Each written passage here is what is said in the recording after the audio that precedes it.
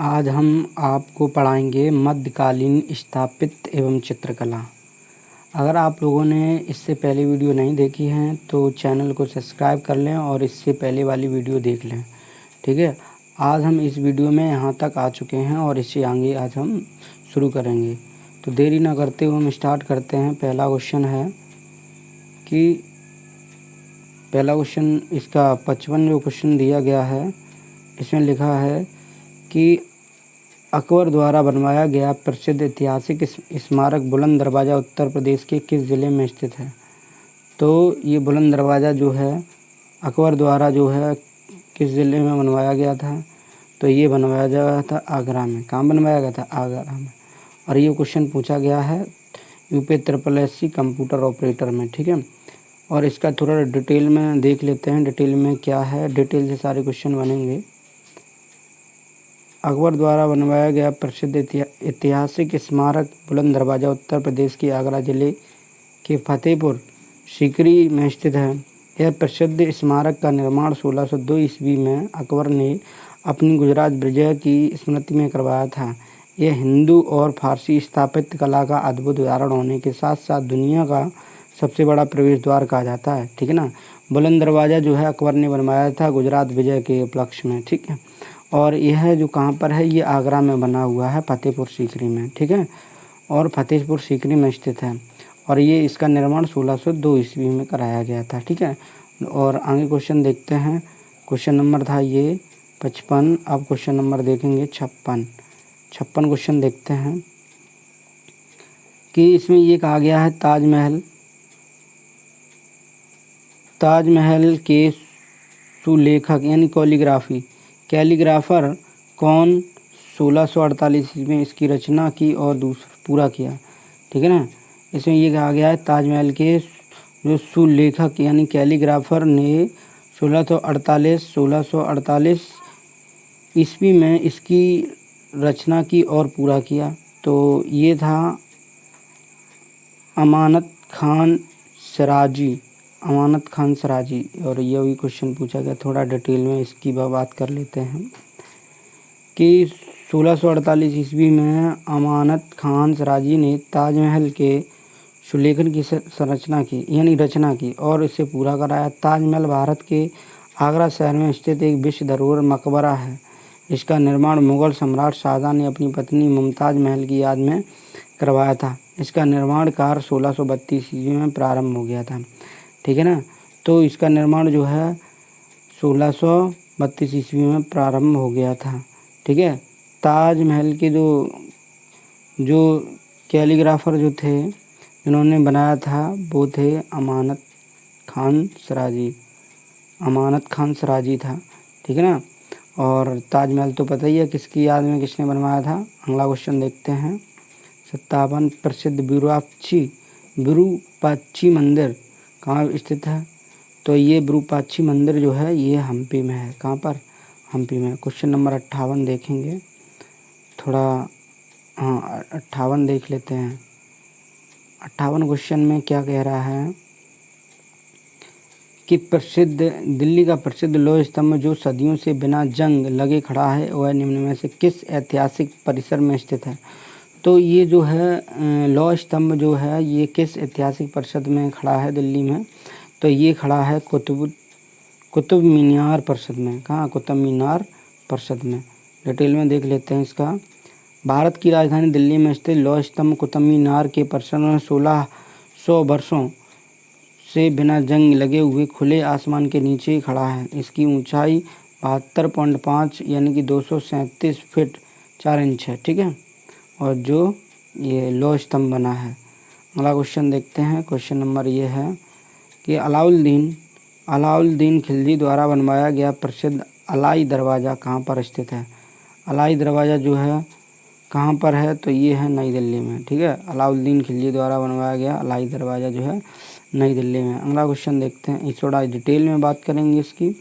इस्लामी वास्तुकला का रत्न कहा जाने वाला अलाई दरवाज़ा नई दिल्ली के सबसे पुराने स्थापत्यों में से एक है। इसका निर्माण खिलजी वंश के दूसरे शासक अलाउद्दीन खिलजी द्वारा 1311 ईस्वी में करवाया गया था। ठीक है, 1311 ईस्वी में करवाया गया था अलाई दरवाज़ा, जो कि दिल्ली में है। कहाँ है? दिल्ली में। किसने ये खिलजी वंश के दूसरे शासक अलाउद्दीन खिलजी ने इसका निर्माण कराया था। ठीक है। अगला क्वेश्चन देखते हैं, क्वेश्चन नंबर 60 कि प्रसिद्ध चित्रकारी मीर सैयद अली चित्रकारी हेतु किस मुगल शासक के सहयोगी थे? यानी जो सैयद अली जो थे चित्रकारी थे और किसके शासनकाल के सहयोगी थे? तो ये थे हुमायूं के। ठीक है। और ये भी क्वेश्चन पूछा गया है सिपाही अबकारी विभाग में। थोड़ा डिटेल में इसको भी देख लेते हैं।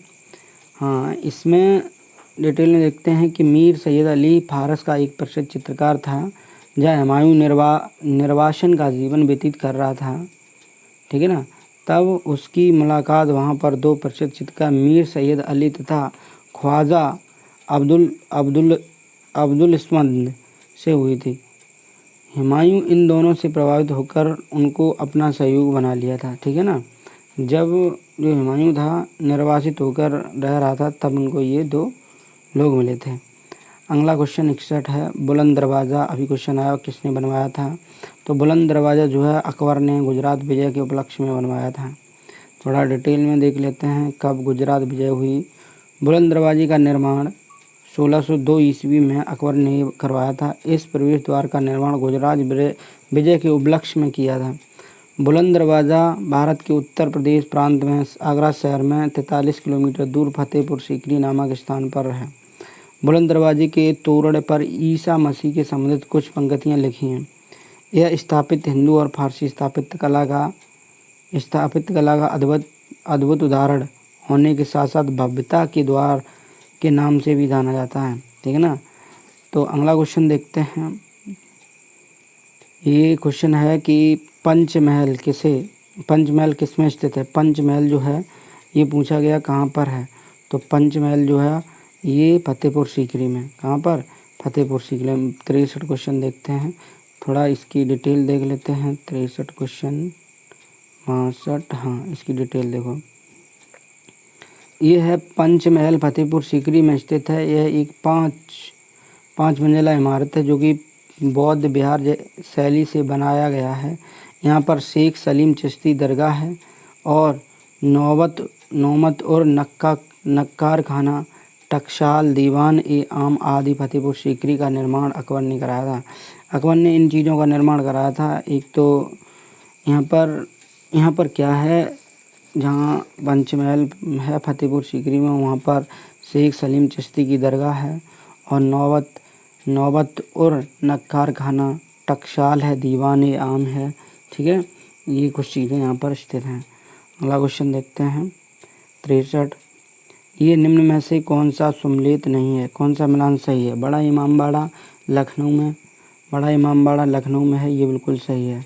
निशांत बाग जम्मू कश्मीर में, फिरोज कोटला दिल्ली में और हुमायूं का मकबरा इलाहाबाद में। तो ये निम्न में से कौन सा सही है? तो इसका सही होना चाहिए। कौन सा सही नहीं है? तो ये बाकी 3 सही है। फिरोज शाह कोटला जो है दिल्ली में है, निशांत बाग जो है जम्मू कश्मीर में, बड़ा इमामबाड़ा लखनऊ में।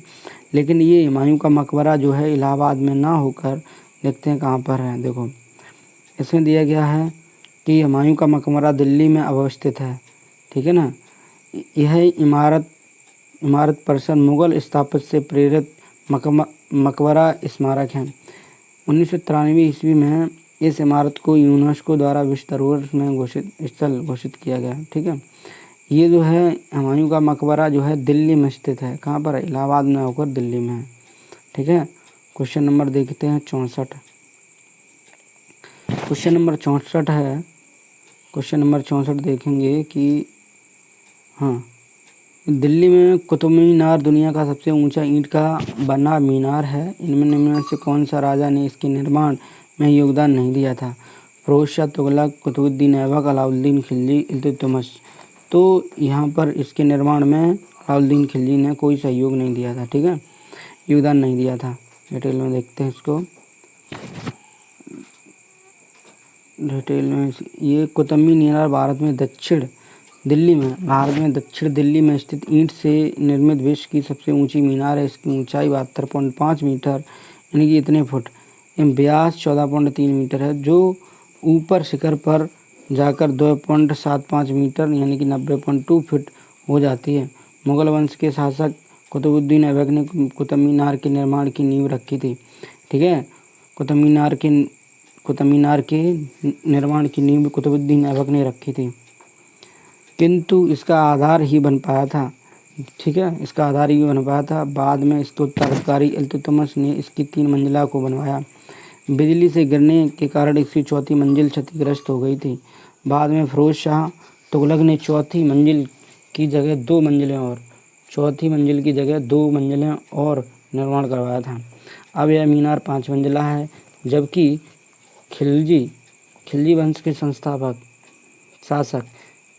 के शासक अलाउद्दीन खिलजी ने निर्माण में कोई योगदान नहीं दिया था। ठीक है, अब यहाँ से स्टार्ट होंगे मध्यकालीन साहित्य एवं संगीत।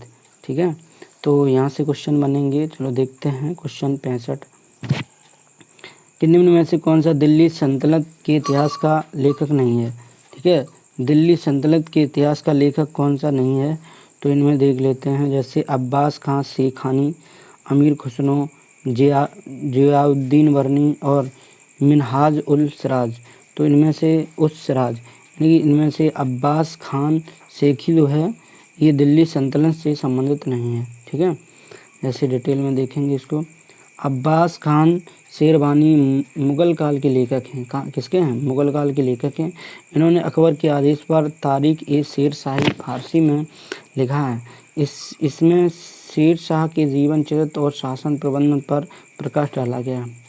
क्वेश्चन नंबर ये था 65। अब आ जाएगा जाके थोड़ा इसका डिटेल 65 की देखते हैं कि डिटेल में देखो क्या है कि अमीर खुसरो सल्तनत काल के थे।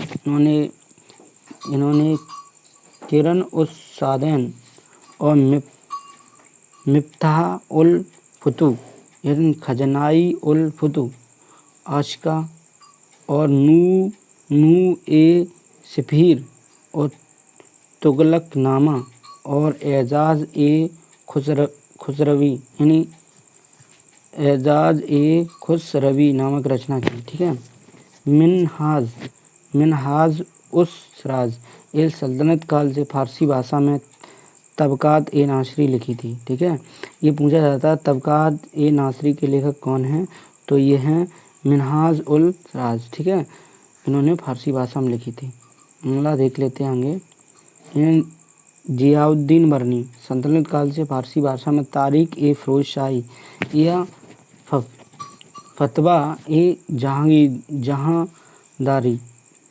जहांदारी लिखी थी। ठीक है, अगला क्वेश्चन देख 66 कि आईने अकबरी के लेखक कौन हैं। आईने अकबरी के लेखक हैं जो अबुल फजल और ये ग्राम विकास अधिकारी 2018 में पूछा गया।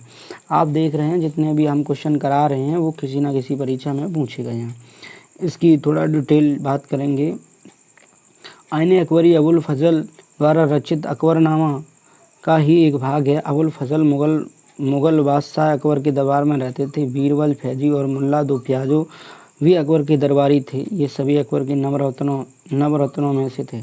ठीक है, अब अगला क्वेश्चन है 67 गोस्वामी तुलसीदास द्वारा लिखे गए रामचरितमानस सबसे लंबा कांड अध्ययन कौन सा है। सबसे लंबा कांड अध्याय कौन सा है, तो ये है बालकांड। ठीक है ना, तो रामचरितमानस का सबसे लंबा कांड यानी कि अध्याय है वो है तुम्हारा बालकांड। तो इसमें देखेंगे कि रामचरितमानस में 7 कांड हैं। कितने हैं? 7 याद रखेंगे। गोस्वामी तुलसीदास द्वारा लिखे गए इनमें से सबसे लंबा अध्याय यानी कांड जो है इसे सबसे लंबा कांड है। इनमें से कुल 361 दोहे हैं। कितने? 361, जबकि किष्किंधा कांड जो है रामचरितमानस का सबसे छोटा कांड है। और सबसे बड़ा कांड जो है वो तुम्हारा है कौन सा? वो तुम्हारा ये है बालकांड। ठीक है, और अगला क्वेश्चन देखते हैं। क्वेश्चन निम्न में से कौन सा सम्मिलित नहीं है। बाबर ने लिखी है। शहजहानामा मोहम्मद ताहिर ने लिखी है। हुमायूंनामा जो लिखी है हुमायूं ने। और तुजुक ए जहांगीर ने लिखी है। तो हुमायूं ना लिखकर ठीक है। हुमायूं ने नहीं लिखी है, बाकी ये सही है। बाबरनामा बाबर ने लिखी है। शाहजहांनामा मोहम्मद ताहिर ने लिखी है। तो जब ये जागीर ने लिखी है, जबकि ये जो है सी हुमायूंनामा हुमायूं ना लिखकर किसने लिखी है, देखो अभी पता लग जाए, गुलबदन बेगम ने। बाबरनामा बाबर ने लिखी है। शाहजहांनामा और मोहम्मद ताहिर यानत खान ने, और हुमायूंनामा जो है गुलबदन बेगम ने लिखी है। तो जबकि जागीर ने लिखी है। ठीक है। अगला क्वेश्चन नंबर, हुमायूंनामा के लेखक कौन है? हुमायूंनामा के लेखक जो है अभी पढ़े हैं, गुलबदन बेगम। ठीक है ना। गुलबदन बेगम बाबर की बेटी थी। उसने अपने सौतेले भाई हुमायूं के जीवन के चित्रण हुमायूंनामा की लेखिका के रूप में जाना जाता है। ठीक है। और गुलबदन बेगम ने हुमायूंनामा की रचना अकबर के आदेश से की थी।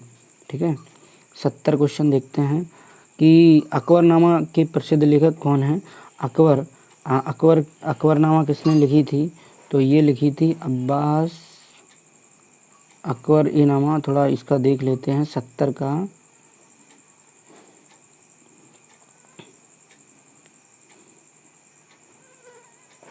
अकबरनामा लिखी थी अबुल फजल ने।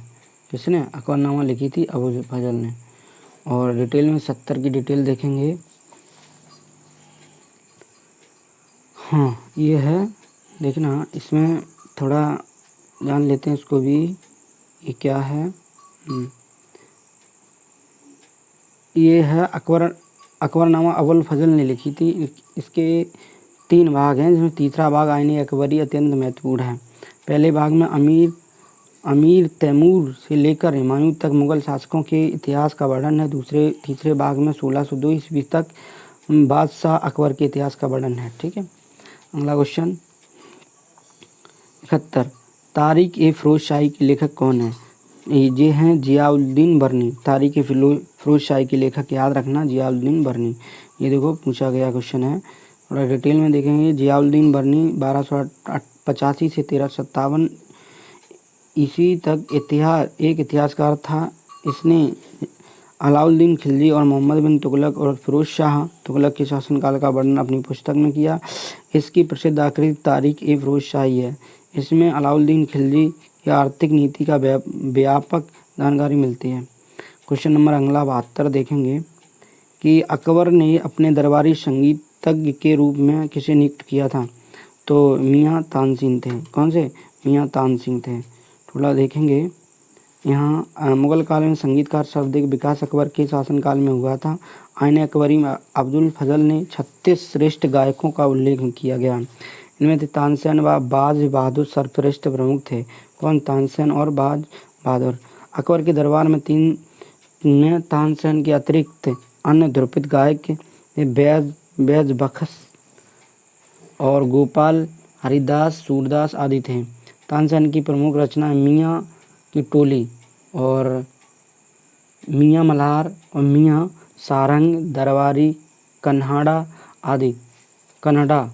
और अकबर ने तानसेन को कंठाभरण यानी कि बाणी विलास की उपाधि ठीक है प्रदान की थी अकबर ने। अगला क्वेश्चन, अमीर खुसरो का जन्म कहाँ हुआ था? ये हुआ था कासगंज में। कहाँ हुआ था? कासगंज में। ठीक है, कासगंज की पाली में। यहाँ देखेंगे अमीर खुसरो का जन्म सन 1253 ईस्वी में एटा उत्तर प्रदेश में पटियाली कासगंज नामक कस्बे में गंगा के किनारे हुआ था। अमीर खुसरो हिंदी, खड़ी बोली तथा तबला वाद्य यंत्र के जनक माने जाते हैं। ठीक है। अगला क्वेश्चन 74, किस संत को रामायण के रचयिता वाल्मीकि का अवतार माना जाता है? तो ये माना जाता है गोस्वामी तुलसीदास को। ठीक है, मंडी परिषद में पूछा गया क्वेश्चन है। वाल्मीकि ने संस्कृत में एक महाकाव्य की रचना की थी जो कि रामायण के नाम से प्रसिद्ध है। गोस्वामी तुलसीदास जी को वाल्मीकि का अवतार माना जाता है। गोस्वामी तुलसीदास संस्कृत के विद्वान और हिंदी के सर्वश्रेष्ठ कवि माने जाते हैं। रामचरितमानस, विनय पत्रिका, दोहावली, गीतावली और तुलसीदास जी की प्रमुख कृति रचनाएं हैं। ठीक है ना, किसकी हैं? तुलसीदास की। क्वेश्चन नंबर ये 74 के बाद आ जाएगा क्वेश्चन नंबर 75। और अब हम क्या करेंगे, जो अगली वीडियो में आपको ये वाला टॉपिक पढ़ाएंगे, यहाँ से अगली वीडियो मिलेगा, यानी भारत के यूरोपियन का आगमन और पुर्तगाली, डच, अंग्रेजी, फ्रांसीसी कौन कौन भारत में आए थे। ये डिटेल आपको अब हम अगली वीडियो में ठीक है देंगे। और थैंक यू।